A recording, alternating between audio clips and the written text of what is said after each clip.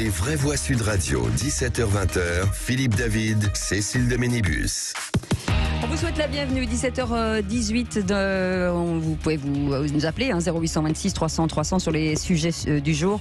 Tout de suite, c'est le premier débat des VV. Les vraies voix Sud Radio. Je veux pas cramer. Les vraies voix vont râler ce week-end. Et des incendies causés par 48 pyromanes arrêtés depuis le début de l'année. Selon le bilan provisoire de la gendarmerie, 12 personnes ont déjà été condamnées pour des peines allant jusqu'à 2 ans de prison. 65 000, c'est le nombre d'hectares détruits par ces incendies depuis le début de l'année. Aujourd'hui, ce soir, faut-il des peines plus lourdes pour les pyromanes? Pour l'instant, vous nous dites oui à 95%. On va en parler avec notre invité. Éric Brocardi est avec nous, porte-parole des sapeurs-pompiers. Bonjour bonsoir plutôt, Éric Brocardi. Bonsoir. Bonsoir. Je vais y arriver entre le matin, le midi et le soir, ça va être compliqué. Juste avant qu'on revienne vers vous, Éric Brocardi, Philippe Bilger, il y a tellement de choses à dire. Évidemment, les pyromanes ne sont pas très équilibrés, mais pour aller très vite au fond, je considère que en permanence devant des fléaux, proposer de nouvelles lois, c'est une absurdité. Je veux dire, proposer de nouvelles lois, ça n'est pas une exigence de responsabilité, c'est un désir de fuite. En réalité, la responsabilité fait que lorsqu'on a des pyromanes, il faut les condamner le plus sévèrement possible et surtout qu'ils exécutent leur peine. Absolument. Voilà. Christophe Madrol, vous qui venez d'une région qui a été durement touchée par les incendies l'été dernier, parce qu'on est en automne.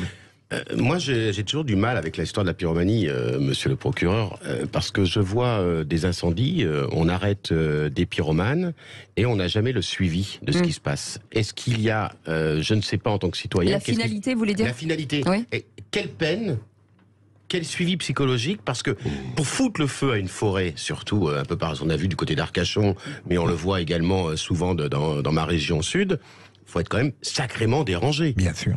Parce que c'est pas une allumette. Ils préparent tout un dispositif. Les pompiers, salut Éric Brocardi, les pompiers m'ont emmené sur le terrain. Ils mettent de l'essence dans une balle de tennis. Et quand il y a la chaleur qui vient, l'essence s'enflamme. C'est de la préméditation. Oui. C'est pas le mec qui jette sa cigarette uniquement, c'est de la préméditation. Donc que le mec qui jette sa cigarette par la fenêtre soit un fou furieux, la situation, mais là on est bien un crime contre l'environnement. En tant qu'écologiste, peut que me révolter. Organisé, forcément.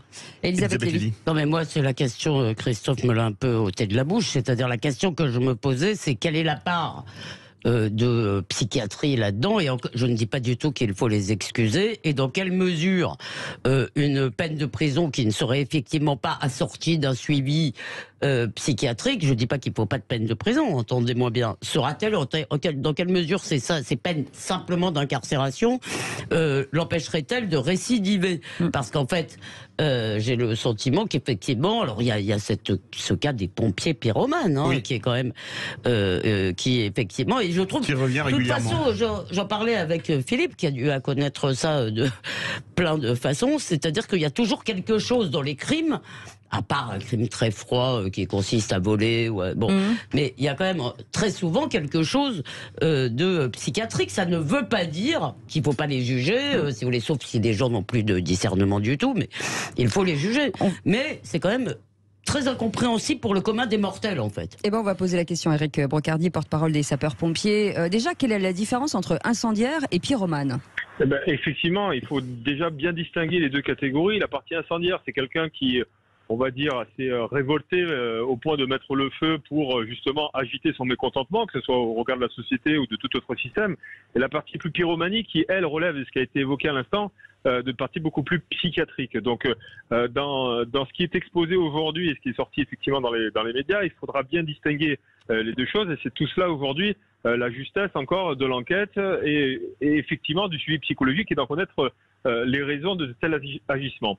Après, en ce qui concerne effectivement la partie des sanctions, on le sait aujourd'hui qu'il y a des sanctions par palier en fonction de si c'est un acte volontaire ou si c'est un acte complètement involontaire. Et on l'a vu pendant cet été, 90% aujourd'hui des incendies sont dus à des origines humaines. Sur ces 90%-là, nous avons 70% c'est une cause complètement, on va dire, due à un geste mal éduqué du concitoyen, et je tiens à insister de cette mauvaise éducation du concitoyen, et plutôt pour les 30% restants, dû à un acte totalement, on va dire, volontaire de ce côté-là. Qu'est-ce qui pousse... Pardon, allez-y Philippe. Justement, Éric Brocardi, jusqu'à 2 ans de prison, les sanctions pour un incendie volontaire, on risque 10 ans de prison et 150 000 € d'amende. C'est une peine qui n'est jamais appliquée globalement. En fait, elle est par palier, effectivement, c'est en fonction des conséquences et en fonction du geste au départ. Si effectivement au départ c'est un geste de type involontaire, de malveillance ou quoi que ce soit, du style un jet de cigarette à travers la fenêtre, comme on l'a dit. Aujourd'hui, les gens pensent que c'est ubuesque, mais non, c'est totalement vrai. Et vous le savez très bien qu'aujourd'hui, en fonction de la sécheresse et en fonction des événements climatiques que l'on a aujourd'hui, on sait très bien qu'aujourd'hui, la nature était une véritable poudrière, et on l'avait dit et répété, et c'est cela. Il faut bien distinguer aussi l'émission et après des conséquences de l'émission. Donc, le sujet, c'est effectivement qu'au regard de ce premier palier, on va dire, d'acte, on va dire, involontaire de mettre le feu, c'est 1 an de prison et 15 000 € d'amende. Lorsqu'à un moment donné, on est sur un acte aussi complètement volontaire de mettre le feu avec justement la mise en péril et du danger à la personne directement avec des décès, ça relève aussi du pénal. Et là, en fait, c'est tout simplement 10 ans d'emprisonnement et 150 000 € d'amende. Donc ça veut dire qu'on a des paliers qui arrivent jusque-là. Ça ne veut pas dire qu'aujourd'hui, les paliers ne veulent pas dire qu'il y a forcément une certaine liberté. Par contre, ça prend en considération 2 choses. Là, déjà, d'une part, essayons de balayer au travers d'une meilleure éducation du concitoyen en fonction du risque dans lequel il est exposé, pour justement limiter déjà, c'est ce que j'évoquais tout à l'heure, c'est 70% dans les 90% des incendies dus à des conséquences volontaires. Donc ça, c'est extrêmement important. Et les 30% restants, bien entendu. Là, on demande effectivement, et la Fédération nationale des sapeurs-pompiers de France le dit, qu'on puisse aller beaucoup plus loin dans justement l'accès à certains dossiers de certains individus, puisque nous, aujourd'hui, quand nous faisons des recrutements de personnes, il est évident que nous n'avons pas forcément accès à toutes les informations.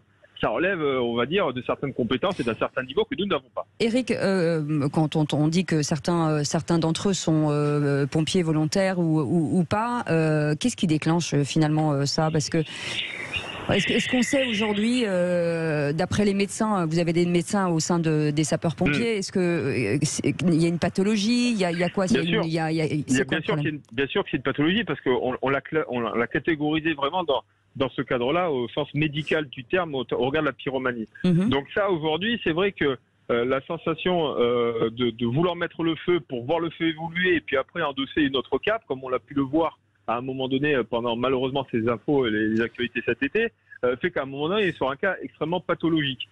Quand je dis pathologique, c'est vraiment dans le sens médical du terme. Mais ce que je tiens à signaler, c'est qu'au regard de ce qu'il en est aujourd'hui, où les chiffres sont effectivement sortis, des enquêtes ont été menées, on remercie les forces de gendarmerie évidemment de ce côté-là, puisqu'ils travaillent en étroite collaboration aussi avec les sapeurs-pompiers pour connaître les raisons et la source et la cause des incendies. Donc cela veut dire que globalement, on est en train de masquer tout le travail qui a été fait sur l'ensemble du territoire national, sur tous les autres feux qui ont été maîtrisés et qui sont dus simplement à une conséquence de négligence. Et il ne faut pas gâcher au travers de ces actes odieux de certains d'entre nous tout le travail qui a été fait par les 251 000 hommes et femmes qui ont combattu tout l'été au détriment de leur vie personnelle et professionnelle. Petite question, Philippe Bilger. Oui, rapidement. En fait, je rejoins ce qu'a dit le porte-parole que j'avais déjà eu la chance de rencontrer ailleurs. Même pour les actes involontaires, il faudrait qu'on utilise davantage une qualification qui existe, mise en danger d'autrui. Parce que lorsqu'on jette une cigarette par négligence, on peut être assez lucide tout de même pour comprendre qu'on met en danger la vie d'autrui. Très court. Tout à fait, sauf que si je peux me permettre, à un moment donné, je peux comprendre tout à fait ce que vous avez évoqué tout à l'heure, c'est-à-dire est-ce qu'il faut mettre des peines paliers, pas paliers, est-ce qu'il faut aussi... Nous ne pouvons pas résoudre systématiquement les choses au travers des sanctions, et c'est vos propos que vous l'avez évoqué tout à l'heure. Très court, Christophe Madrol et Elisabeth Lévy. 3 points, effectivement, bravo à ce que vous avez fait. Moi, j'ai participé cet été dans le Diois à lutter contre les incendies, et ça a été rapide. Deuxième question, est-ce qu'il existe encore pour les pompiers volontaires la prime de feu? Mais non. Bien sûr que non. Mais non, c'est une utopie totale, générale. Parlez-en, parce que beaucoup de nos auditeurs pensent, et on a vu dans certains journaux, que des pompiers volontaires foutaient le feu pour toucher la prime de feu. J'étais assez halluciné. Mais non, il n'y a pas de prime de feu. Les pompiers volontaires, c'est un engagement citoyen. Il n'y a pas de prime de ce côté-là. C'est un engagement qui est lié à des indemnités. D'ailleurs, je vous rappelle que certains étaient avaient les yeux écarquillés lorsqu'ils ont compris qu'une indemnité horaire au niveau des sapeurs-pompiers en France était très basse. Et ça ne fait pas augmenter le nombre d'indemnités horaires et encore moins de primes de quoi que ce soit par rapport à cela. Il faut bien comprendre qu'à un moment donné, l'enjeu au niveau du volontariat, c'est avant tout et uniquement la volonté de vouloir s'engager pour défendre et protéger les autres. C'est pas du tout l'appât du gain. C'est pas du tout, c'est pas du tout ce genre de choses-là. Nous, ce que l'on dit aujourd'hui, c'est que nous avons 3 volets et on est actuellement sur le Congrès national des sapeurs-pompiers de France à Nancy pour dire qu'effectivement, il y a un acte de prévention à avoir, il y a un niveau d'équipement aussi à obtenir et il y a surtout de la prévention aussi en interne à pouvoir faire pour éviter de types d'agissement et de mieux détecter tout cela. Merci Éric Brocardi, porte-parole des pompiers. Merci, restez avec nous dans quelques instants. On reviendra sur cette guerre ces combats entre l'Azerbaïdjan et l'Arménie. On en parlera avec nos 2 invités et vous voulez commenter bien entendu 0826 300 300. Il est 17h28. Bienvenue dans Les Vraies Voix et c'est sur Sud Radio. Les Vraies Voix Sud Radio, 17h-20h, Philippe David, Cécile de Ménibus.